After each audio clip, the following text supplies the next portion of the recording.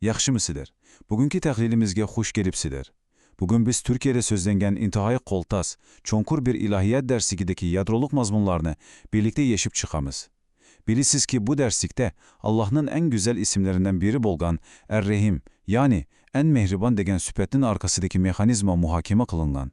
Biz bu abstrakt ve çonkur okumlarını kurulumluk bayanlar arkalık hemmimizge düşünüşlük kılıp düşündürüp ötemiz. Mamokda, buna tabi vasıta mazmunga kireyli. Biz bugün xuddi bir ilohiyat munksarıqılık, cheksizlikdan tartib şahsiy dualarımızgacha bo'lgan musofani ko'rib chiqqimiz. Biz asosligi buni 5 nuqtada marazlaymiz. Birinchi, ilohiy arg'amcha. Ikkinchi, Ar-Rahimning tarafi. Uchinchi, ismlarning juplanishi. To'rtinchi, payg'ambarlar qissasi va oxirida duo va tövbe. Birinci kısım ilahi argamınça. Bu biznin metafiziki çeksizlikni kandak düşündigenlikimiz doğrusunda boladı. Menbelde sözde gücü intihayan acayip bir okşatışını ortaya koyuyor. Karang, insan aklı huddi bir karanlık kuduya taşlı betildiğindeki çeklimi ege. Doğru mu? Esmaül Husna, yani ilahi güzel isimler olsa, bizni bu kuduktan tartıp çıkaradigan, aşu çeksizliğe tutuşadigan bir asman argamaçısı rolünü oynayar diyor. Bu, bizge enik koordinat veriyor. Bu yerde intihayen roşen bir mantıklık zideziyet var. Çeklik nerse çeksizliğini kandan mı kaplap düşünelisun? Bütünleyen mümkün emez. Dermu şu sebeptin, yaratıcı özünün aşu çeksiz sıfatlarını bizimle küçükken insani aklımız kabul kılalaydıgan okumlarga, yani anlaş, görüş ve mehribanlık kılış degendek düşüncelerge aylandırıp bergen. İkinci kısım, Er-Rahmening tarafı. Zati bu sözning ma'nisi neme? Ende bu nokta rastından bek kızgarlık. Sözlegüçü Er-Rahman bilen Er-Rahim arasındaki incike perkine şunlaq enik ayrıp berdi. Er-Rahman deginimiz bütükkül mevcudatka şartsız beriledigen rahmetinin mahiyetidir. Ama Er-Rahim bolsa nişanlıq, yani malum bir türtküge nispeten kaytırılgan inkas karakterlik rahmet hesaplanıdı. Menbedeki tilşunaslık tahliline asaslandığında bu rahim sözü Arapça tilinde gramatikalik olarak hem ige hem toldurguçu rolünü oynayıdaken, bu ne demet iken? Bu del ilahi rahmetin biz insanların anlık halde kıldığın emelleri ve duaları arkalığı kozgutulduğunu gösterip veriyor. Yani huddi bir kunup gini baskan dek, siz bir hareket kılırsız, onuna cevaben rahmetke erişirsiniz. Üçüncü kısım ilahi isimlerinin cüplenişi. Kur'an'da bu ilahi isimler daimen birle cüpleşip gelidu. Derslikte tekitlendiğindek bu hergiz mu addi bir tasadifilik emez. Aziz bilen Rahim. Yakut Gafur bilen Rahim. Her bir cüpleştirilişinin arkasında intihayen çonkur ve enik bir maksat yoşurungan. Menbe şu yerde bek muhim bir siliştirme kılır. Oylap bakın, biz insanlar adeten birbirimizge yaxşılık kılsak, meyle aşkara yaki yaşırın bulsun, iç-içimizden birer cevap yaki en az degendim rahmet eytişini kütemiz. Şundak ko. Ama Allah aziz, yani mutlak kudret igesi ve hiç demege muhtaç bolmaganlığı üçün onun rahmeti hiç kandak menfaat talep kılmaydı. Bu en sap mehribanlıktır. Dördüncü kısım. Bu isimlerinin tarihi ve ameli misalları salayga nazar salaylı, peygamberlerden alıngan savuklarga nazar salaylı. Bu nokta hayatımızdaki sınavları düşünmemiz için intihayen önemli. Hz. Yusuf'un hayatı bize şunu öğretiyor ki, ösüp yetiliş ve Mısır'a sultan oluş için siz çokum aval kuluka çüşüşünüz gerek.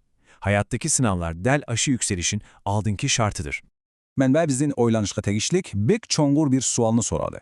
Sizce zade kim hakiki erken idi? Karanlığı uzundandaki Yusuf mu, yoki haşemetlik saraydaki Züleyha mu? Cevabı enik, hakiki erkenlik sizin qayyerde ekenliginiz bilen belgelenmeydi. Eğer sizin aklınız ve kalbiniz yükseklikte, yani ilahiyetke bağlanan bolsa, zindanda turup mu en âli erkenlik girişleysiz. Aksitçe, kalbi arzu hevesin esiri boğanlar, şahane saraylarda turup mu erken bulalmaydı. Derslikte yine bek mühim bir idea ortaya koyulmuş. Pasif halde azap kütübeti red kılınır. Hazreti Eyüp peygamberge kesillikten şifa verilişten avval ayağınla yerini tepkin de buyruk kılınan. Biliyorsunuz ki bu bize şunu öğretiyor. Yaratkucu şifanı teyyar kılıyor. Lakin biz kol kovuşturup oturmayı, çokum cismani ve ameli kademlerini besip o şifaya karap mengişimiz gerek. Beşinci ve en ahırkı kısım, dua ve tövbe. Biz mu şu mehribanlığa kandak bağlanıyımız? Biz hemmimiz bunu oylap bakkan kudeymin. Nimiş ki bazı dualarımız icabat bulmaydı. Menbe bunun sebebini bekki addi kılıp düşendirgen. Bazı da çastutalar kalaymakallaşıp ketüdü. Yaki en mühimi, biz zade özümüz üçün niminin hakiki yakşı ekenliğini bilmey turupla talep kılıverimiz. Hazreti Ali'nin bu sözü rastına adamı heyran kaldırıyor. Sözlü güçünün köz karışıcı, biz arzu kılgan ve sorgan her bir nersenin bize birleşi aslında biz için bir bala kaza buluşu mümkün. Niyemişka çünkü biz daimi bizni halakatka elip baradıgan nerselerini yaxşıdek görüp sorayız. Demek bermeslikten özümü intayı çoğun bir hıl rahmet ve korudaştur.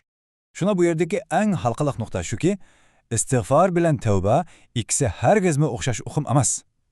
İstiğfar kılış arkalık siz hata işini toxtatsız. Ama bu vakat işini yermile kalas. Hakiki tevbe bolsa, ameli hareketiniz arkalık aşu hatalıkның ornunu toldurur ve doğru işe aktif yüzleniştir.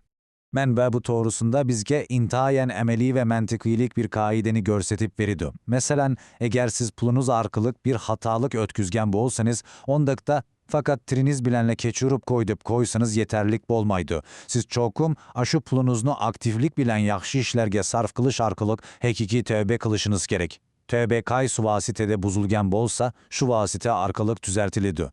Ağranla bir kadem, şundak, fakat birla kadem.